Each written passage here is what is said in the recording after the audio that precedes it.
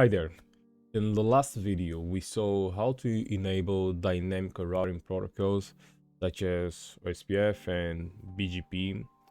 And we saw that it allows the firewall to advertise its networks or directly connected networks to other peers so that they are able to reach those networks even if they are not directly connected.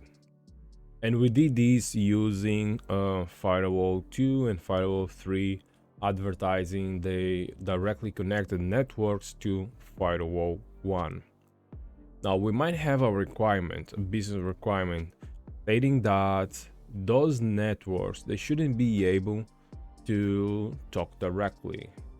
Meaning PC1 sitting in network 192.168.101 shouldn't be able to route its traffic to 192.168.102.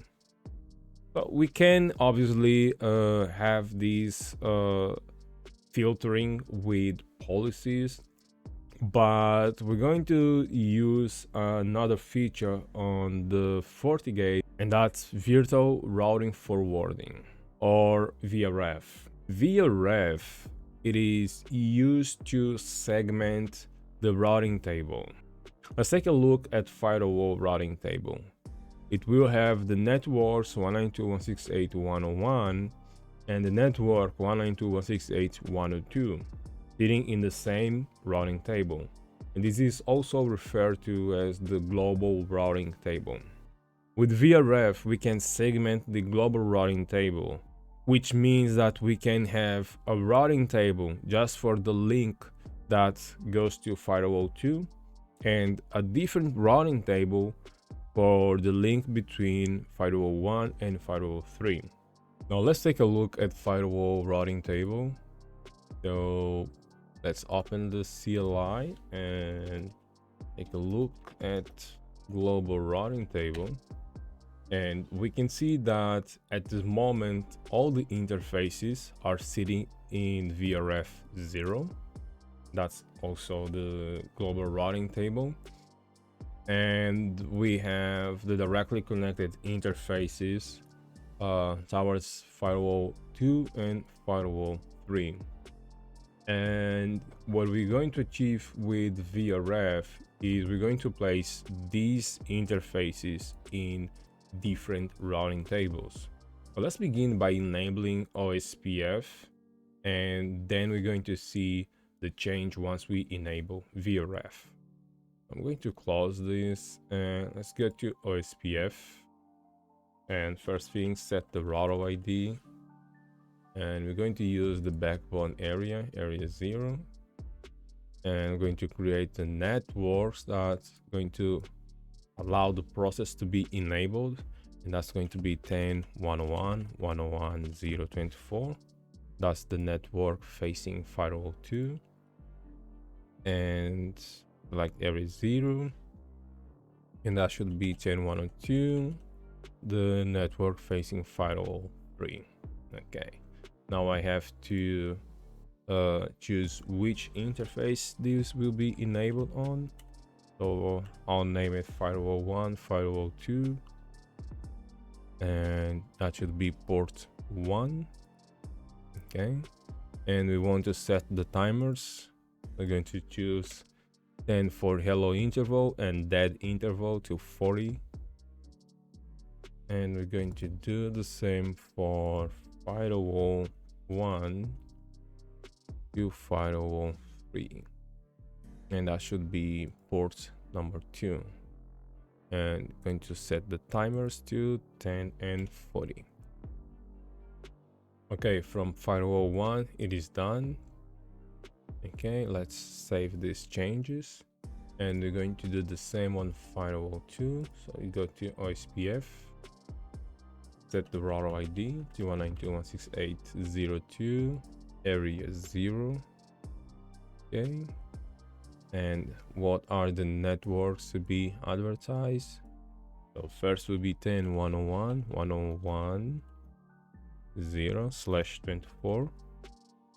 Okay, that's the one connecting to firewall 1, and we're going to advertise the network behind firewall 2. So that should be 192.168.101/24. Now we have to select the interfaces where we want this process, OSPF process, to be enabled, and we're going to name it firewall 2 to firewall 1, and that should be port 1, and we have to match the timers we defined on firewall 1, and I'm using 10 and 40. Okay, so now let's save these changes, and in a moment we should see the adjacency between firewall 1 and firewall 2, and we can see that. That's great. Now we do the same on firewall 3. So we go to OSPF, set the router ID to 192.168.03. The area will be area 0. The networks first will be like the area 0, and the network facing firewall 1, and also to advertise the network behind firewall 3. So that should be firewall 192. Take a look at diagram. Yeah, that's 102. 102.0.24.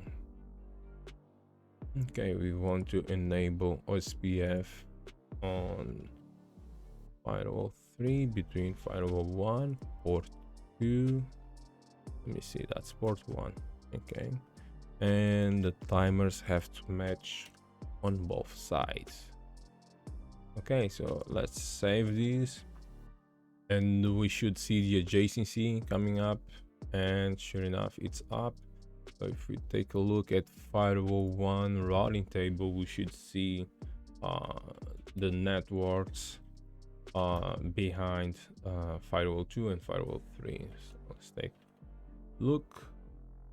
Okay, so let's just select OSPF, and we see that the network 192.168.101 and 102 are reachable via 10.101, and firewall 2 and firewall 3 all in the same routing table.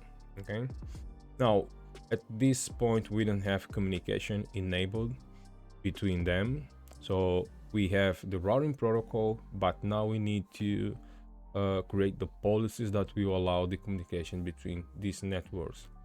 And I'm going to create a policy very open, because we want to focus on the routing and not on filtering this time. So we configure the firewall policy. Let's say edit one, set name permit all, set source interface to any, set destination interface to any, set the source address to all, set the destination address to all, set the service to all, if that's all, yes, and set the schedule to always, and set the action to accept. So let's confirm that we have everything in place. So I have a name, source interface, destination interface, I'm allowing the traffic, schedule, and all types of service. Okay, we can save this. Okay, now we have to do the same on firewall 2. Going to open the CLI. So I'm going to configure firewall policy, edit one, set name permit all, set the source interface to any, the destination interface to any, set the source address to all, destination address to all, set the schedule to always, set the service to all services, and set the action to accept. Let's confirm name, interface, address, action. Okay, sure enough, it's good to go. Now the same on firewall 3. Recall that we are not going to use NAT at this moment because we will test communication inside the network. Config firewall policy, edit name, actually edit 1, and set the name to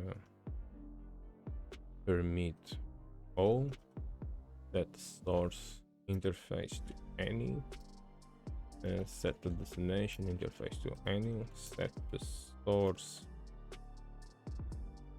address to all, set the destination address to all, set the service to all, set the schedule to always, set the action to accept, and let's confirm source interface, source address, schedule, service. Okay, should be okay. Now if I look at firewall 3 routing tables, just for OSPF, okay, that's what I have the network between firewall 1 and firewall 2 and firewall 2 local network, and I should be able to reach both networks. So if I try to reach 10.101.101.2 and I missed the execute ping and it's successful, and the same should be true for 192.168.101.2,